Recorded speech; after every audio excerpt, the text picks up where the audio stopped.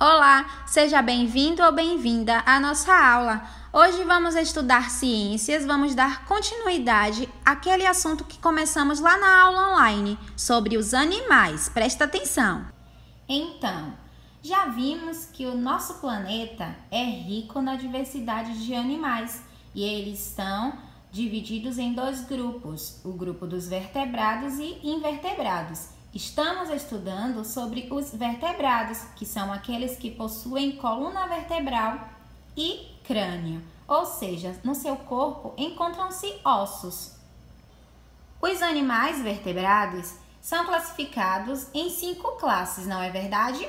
Já vimos que existem os mamíferos, as aves, os anfíbios, os peixes e os répteis. Na nossa aula online, vimos os peixes, as suas características, o seu habitat, e hoje vamos falar sobre os outros animais, as outras classificações, iniciando pelos anfíbios. Vamos lá? Presta atenção, ok? Os anfíbios são seres vivos de pele úmida que durante seu ciclo de vida passam por 2 fases, uma aquática e a outra terrestre. São exemplos os sapos, as rãs, pererecas e salamandras. O seu desenvolvimento se dá em 2 fases. A mãe põe os seus ovos na água e eles são fecundados pelo gameta do pai. O filhote, depois de formado, sai do ovo em forma de larva, chamado de girino, e quando este vai se aproximando da forma adulta, sofre por um processo de metamorfose, que é uma transformação corporal. E aí ele passa a migrar para o ambiente terrestre, ou seja, a sua fase que ele fica no ambiente aquático é logo no seu nascimento. Os girinos respiram por brânquias. Quando adultos, perdem-as e passam a fazer a troca gasosa por pulmões e também pela pele úmida. Olha que interessante. No seu nascimento, quando são ainda filhotes, eles respiram por brânquias. E na sua fase adulta passa a respirar pelos pulmões. Além disso, após a sua metamorfose, a cauda deles desaparece e suas patas começam a se desenvolver. A locomoção dos anfíbios pode ser por meio de saltos, como os sapos, rãs e pererecas, podem ser se rastejando, como a cobra cega, ou também caminhando usando as 4 patas, como por exemplo a salamandra. Esse foi o grupo dos anfíbios. Agora vamos falar um pouco sobre os répteis, que são animais que têm o corpo coberto por placas rígidas, carapaças ou escamas. Alguns rastejam para se locomover, como as cobras. Outros locomovem-se sobre 4 membros, arrastando a parte ventral do corpo no solo, como os crocodilos, os largatos e as tartarugas. Esses animais têm sangue frio, por isso não conseguem sobreviver em regiões com temperaturas baixas. A maioria desses animais bota ovos, é ovípara, e seus ovos são chocados pelo calor do sol. Mas existem alguns tipos de cobras e largatos cujos os seus filhotes eclodem do ovo dentro do corpo da própria fêmea e já nascem fora dessa proteção. São chamados de ovovivíparas.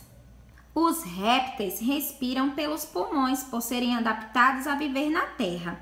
Mas até mesmo os répteis aquáticos, como as tartarugas, respiram dessa forma, pulmonar. Exemplo desses animais são as cobras, o jacaré, a tartaruga e entre outros. Vamos falar um pouco sobre as aves? Elas são animais que possuem o corpo coberto por penas, apresentam um bico, um par de asas e locomovem-se por meio de um par de patas. São bípedes. Existem espécies adaptadas aos diversos tipos de habitat do planeta. Esses animais podem viver em ambientes terrestres ou aquáticos e, assim como os mamíferos, respiram também pelos pulmões. Vários representantes desse grupo se desenvolvem a capacidade de voar, enquanto outros, como o avestruz, o pinguim, não são capazes de alcançar o voo. As galinhas são exemplos de aves que se adaptaram à vida no ambiente terrestre. Existem aves que são consideradas aquáticas, como algumas espécies de gansos e de patos. Agora vamos conhecer as características dos mamíferos. Os mamíferos são animais que mamam quando pequenos, como nós, os humanos.